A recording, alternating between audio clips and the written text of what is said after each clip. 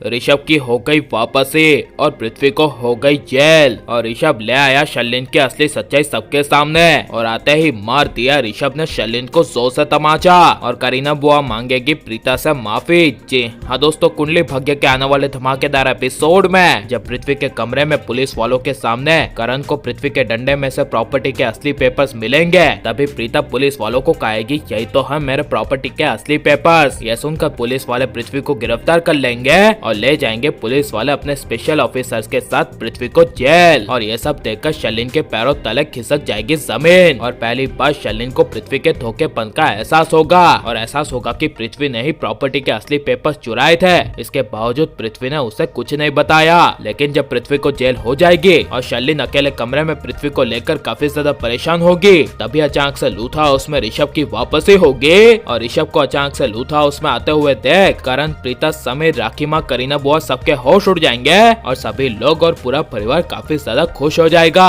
सिवाय शर्लिन के। और शर्लिन को जब पता चलेगा कि ऋषभ वापस आ गया है, तब शर्लिन ऋषभ को अपना चेहरा नहीं दिखाएगी। लेकिन जब करीना बुआ ऊपर कमरे में शर्लिन को बुलाने के लिए जाएगी और करीना बुआ शर्लिन को कहेगी कि बरसों बाद ऋषभ वापस आ गया है, इसीलिए जाओ जाकर ऋषभ से मिल लो, तब शर्लिन ना चाहते हुए जब ऋषभ से मिलने के लिए जाएगी और ऋषभ जैसे ही शर्लिन को देखेगा, तभी ऋषभ को 2 साल पुरानी शर्लिन की यादें याद आएगी और एहसास होगा कि शर्लिन उसके परिवार की एक सबसे बड़ी दुश्मन और धोखेबाज है। लेकिन जब अचानक से ऋषभ शर्लिन से मिलेगा और शर्लिन को बड़े ही प्यार से गले लगाएगा, तभी शर्लिन के पैरों तले जमीन खिसक जाएगी और शर्लिन को कुछ बड़ी गड़बड़ होने का एहसास होगा। लेकिन जब ऋषभ प्रीता के साथ मिलेगा और प्रीता को कहेगा कि thank you so much Preeta ji, आपने मेरी जिंदगी भर की आंखें खोल दी, आप नहीं होती तो मुझे मेरी जिंदगी के बारे में पता नहीं चलता, तब ये सुनकर प्रीता शर्मिंदा होती हुई कहेगी ऐसी कोई बात नहीं है। लेकिन तभी बीच में जब करीना बुआ और दादी ऋषभ को कहेगी कि प्रीता ने हमारी पूरी प्रॉपर्टी पर कब्जा कर लिया है और इस घर में प्रीता हम सब पर रूल यानी कि राज कर रही है, तब ये सुनकर ऋषभ कहेगा तो इसमें कौन सी बड़ी बात है, ये तो हमारे परिवार के लिए अच्छा है ना।